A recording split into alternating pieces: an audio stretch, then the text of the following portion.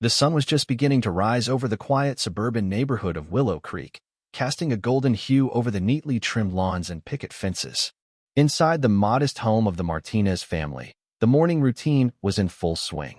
Sofia Martinez, a freelance graphic designer, was in the kitchen preparing breakfast while her husband, Carlos, a high school math teacher, helped their 15-year-old son, Mateo, navigate the textured wall strips that guided him through the house. Mateo Martinez was a remarkable young boy. Born with cerebral palsy, he was both deaf and blind, but his spirit was indomitable. Despite the challenges he faced, Mateo had developed an extraordinary sense of touch and vibration, allowing him to navigate his world with surprising precision.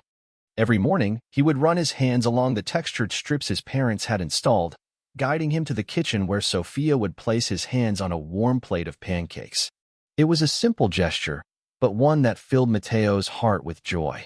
Mateo's wheelchair was more than just a tool. It was his lifeline to independence. With it, he could move around the house, visit the backyard to feel the sun on his face, or explore the local park with his parents. The wheelchair ramp that Carlos had built shortly after they moved into their home was a game-changer for Mateo. It was his bridge to the outside world, his gateway to freedom. But on the morning of July 16, 2024, the Martinez family's peaceful routine was shattered. As Sofia was clearing the breakfast dishes, Carlos brought in the mail. Among the bills and advertisements was an official-looking letter from the Willow Creek Homeowners Association, HOA. Carlos opened it, his brow furrowing as he read the contents. "What is it?" Sofia asked, noticing the concern on her husband's face. Carlos handed her the letter without a word. Sofia's eyes scanned the page, and her heart sank. The letter demanded the immediate removal of the wheelchair ramp, citing a violation of community standards. According to the HOA, the ramp had been installed without prior approval and was blocking the sidewalk. "This has to be a mistake," Sofia said, her voice trembling. "We've had that ramp for years. Why are they just now saying something?" Carlos shook his head, his jaw tightening. "I don't know, but we're not taking it down." That ramp is Mateo's lifeline. The Martinez family had always been well-liked in the Willow Creek community.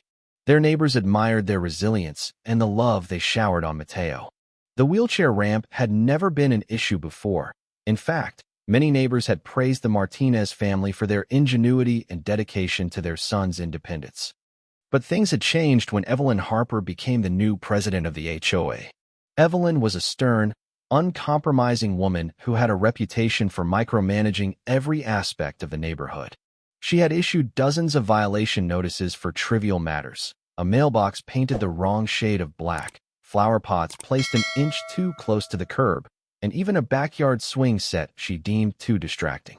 Evelyn's leadership style was authoritarian, and she had quickly gained a reputation for overreach.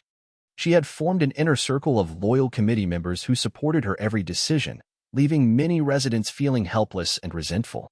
The Martinez family had heard whispers of Evelyn's heavy-handed tactics, but they never imagined they would become her next target. The letter from the HOA was just the beginning. Over the next few days, the Martinez family received a barrage of violation notices, each one more absurd than the last. One letter accused them of having a mailbox that was not uniformly aligned with the neighboring properties. Another cited unauthorized shrubbery in their front yard, plants that had been there for over a decade without issue. The harassment didn't stop there. Evelyn sent a warning about their trash bins, claiming they were left out for an excessive amount of time after collection, even though Carlos had brought them in the same morning. On another occasion, a notice arrived alleging that the curtains visible through their front window were too bright and clashed with the aesthetic of the neighborhood. The Martinez family couldn't shake the feeling that Evelyn was using her position to punish them for daring to stand up to her authority. The tension between the Martinez family and the HOA finally boiled over during a neighborhood event, a summer barbecue at the community park that the HOA had organized and scheduled weeks before the ramp demolition. Despite their ongoing feud with the HOA, the Martinez family decided to attend the barbecue. They hoped to connect with supportive neighbors and show that they wouldn't be intimidated into hiding. As they arrived at the park, they were greeted by the sight of Evelyn Harper standing near the grill, clipboard in hand, barking orders at the volunteers. Evelyn spotted them almost immediately, her lips curling into a smug smile as she made her way over. "Sofia," she said, her voice dripping with faux politeness. I see you've decided to grace us with your presence despite ongoing compliance issues. Sophia clenched her fists, fighting the urge to lash out.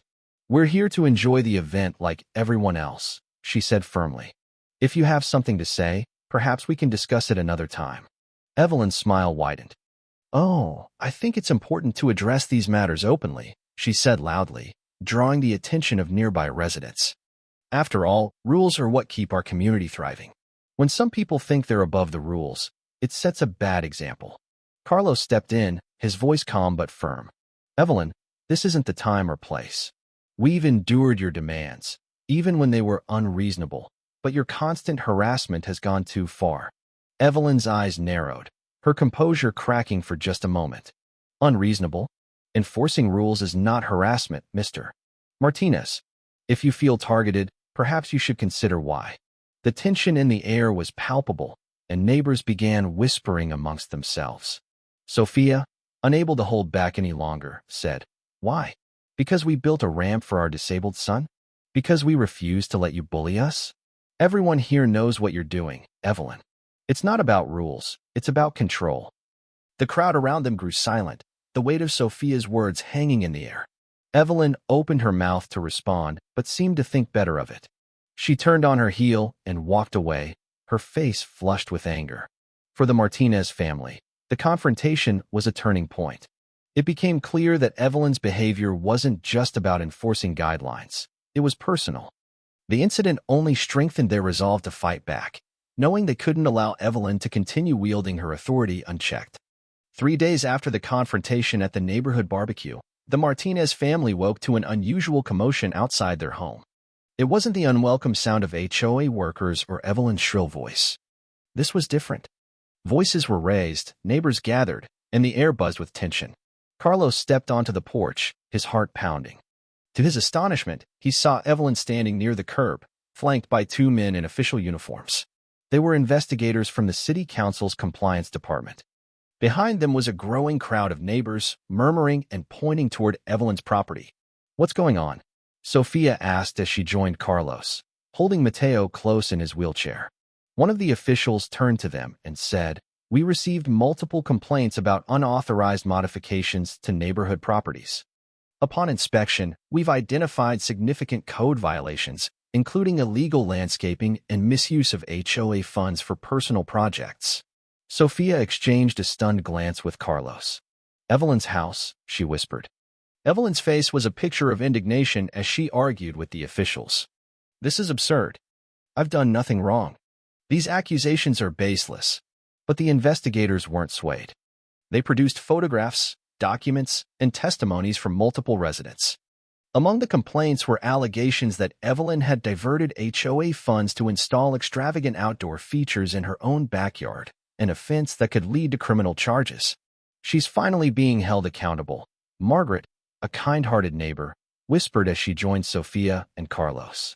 It turns out her rules didn't apply to her. As the morning wore on, more revelations came to light.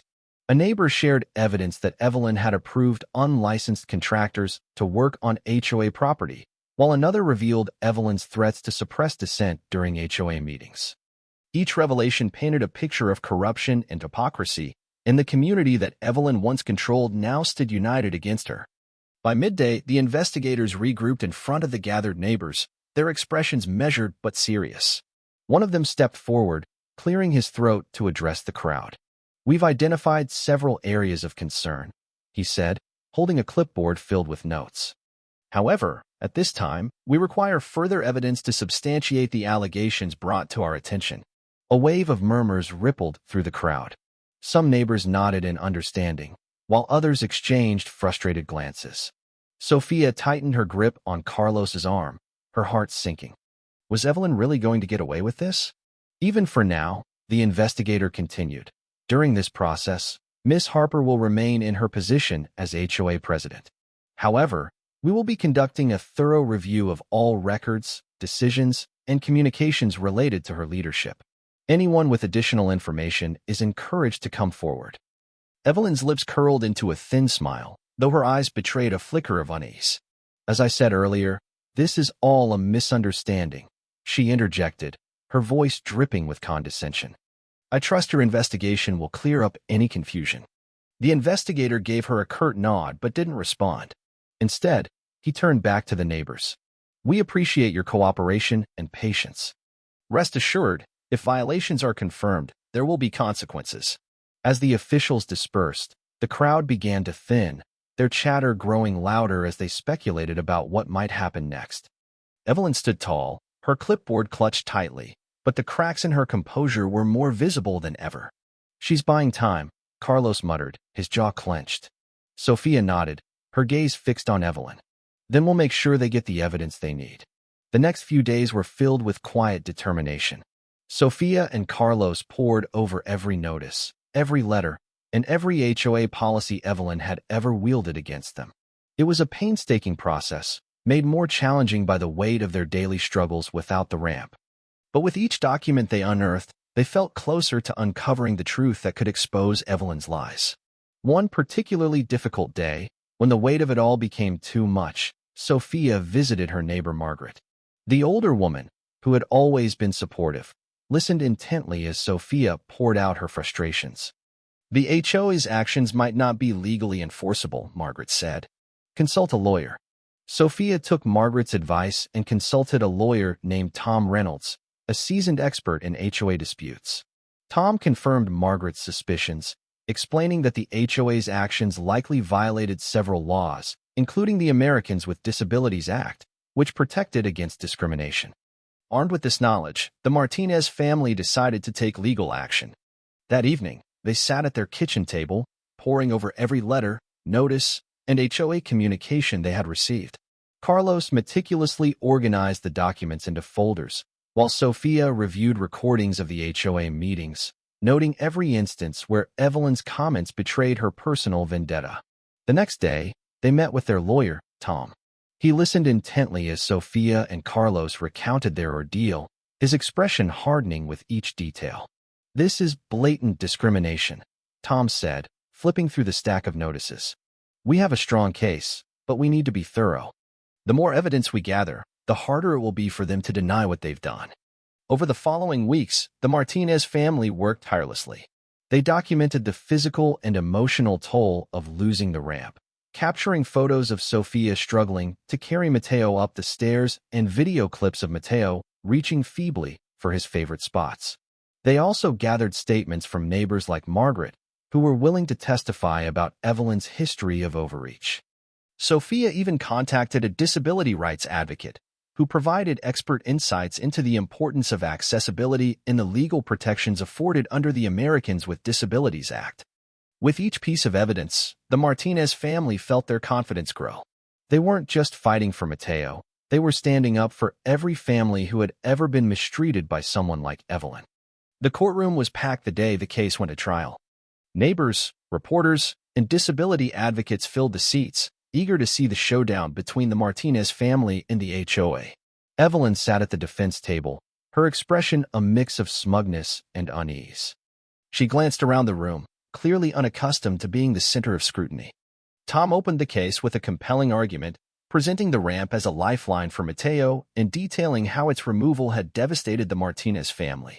"This case is not about aesthetics," he said, his voice steady and firm. "It's about power, control, and discrimination.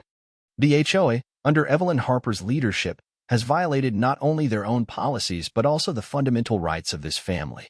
Evelyn's lawyer attempted to defend her actions, claiming the HOA was simply enforcing its guidelines.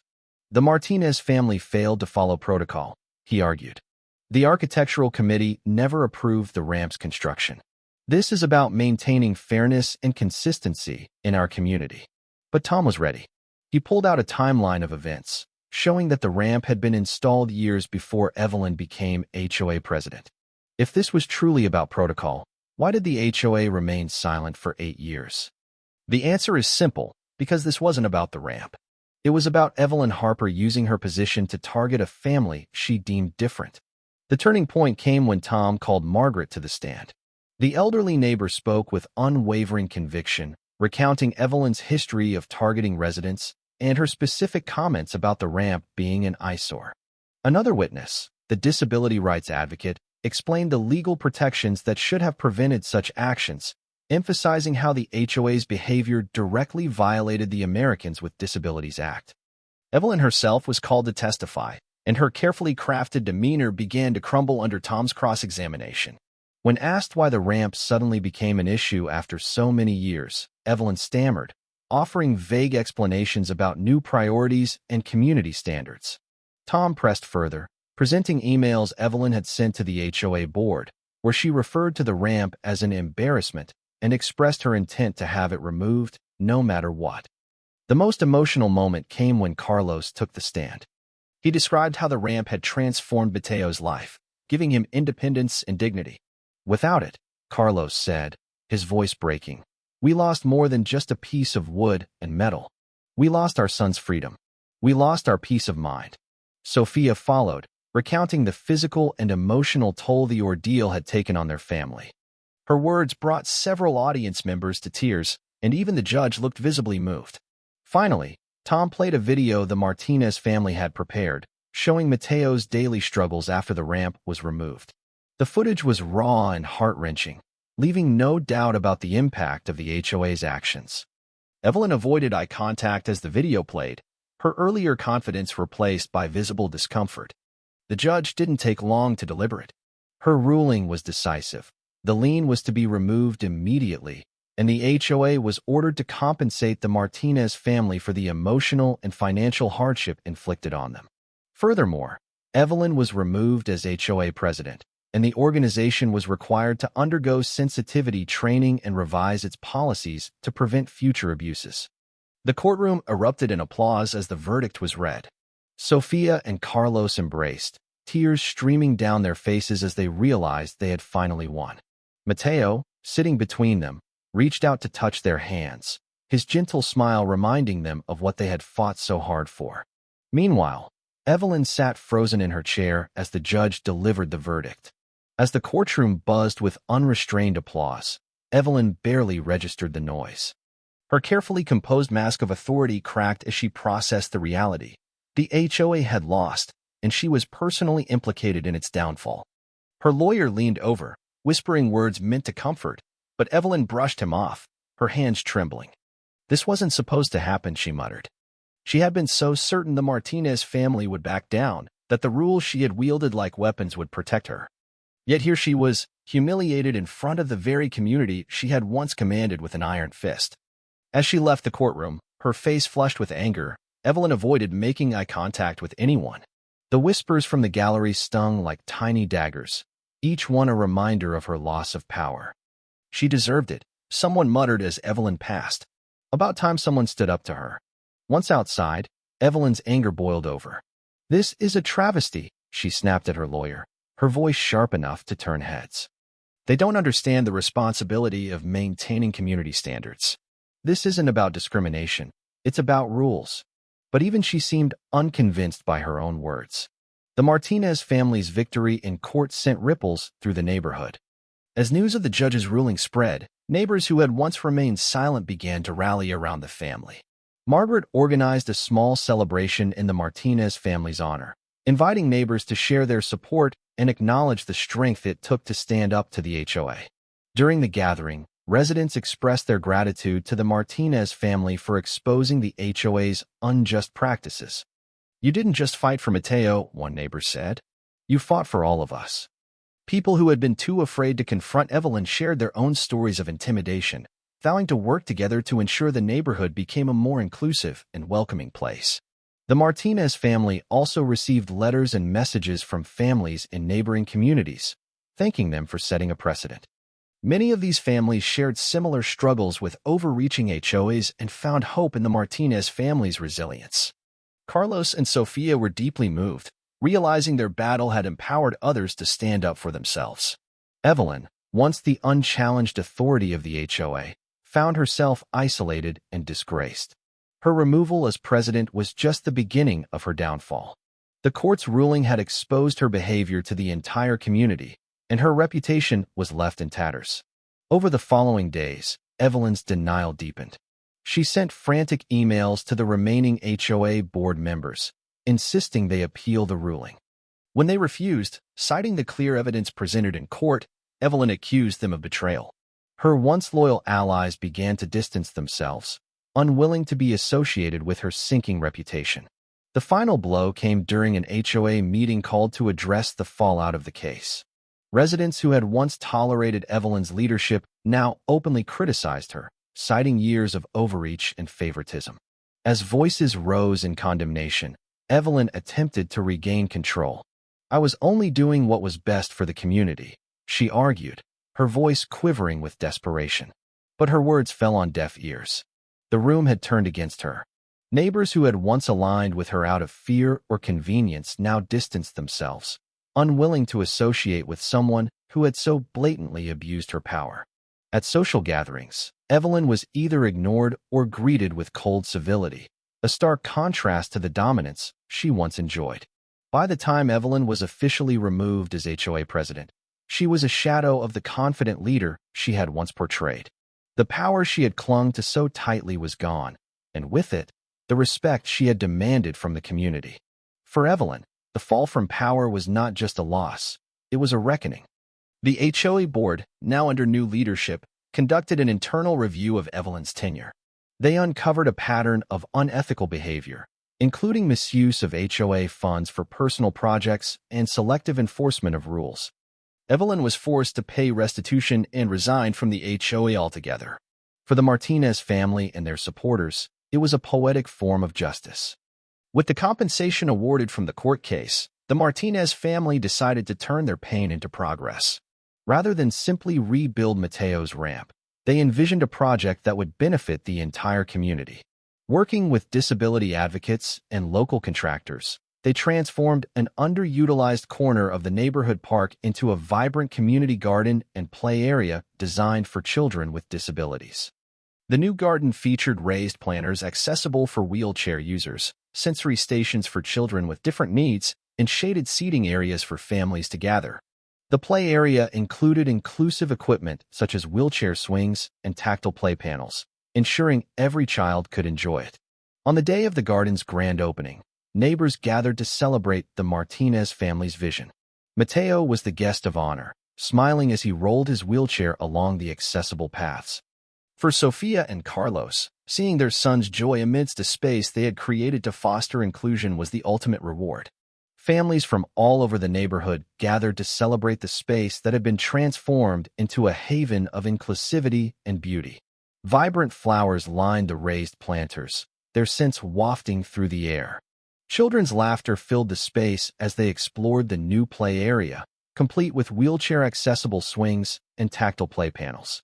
Liam's parents stood proudly beside him as he rolled down the smooth paths of the garden for the first time, his hands brushing the edges of the planters, feeling the textures of bark, mulch, and smooth stones beneath his fingertips. Sophia guided him to a corner of the garden where bright sunflowers reached toward the sky.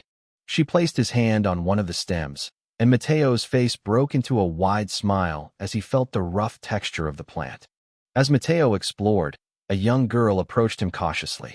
She was about his age and held a small, colorful pinwheel in her hand. She knelt beside Mateo, gently placing the pinwheel in his palm.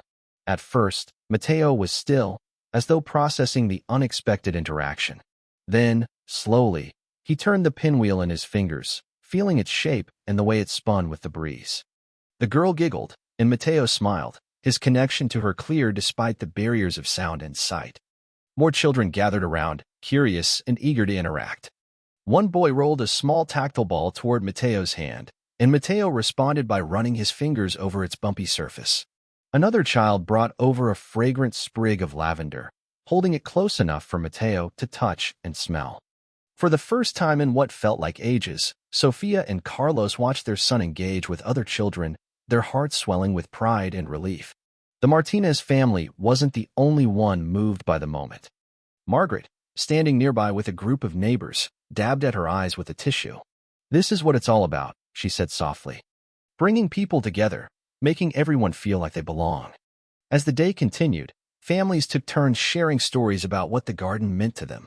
Parents with children who had disabilities expressed their gratitude to the Martinez family for creating a space where their kids could play freely.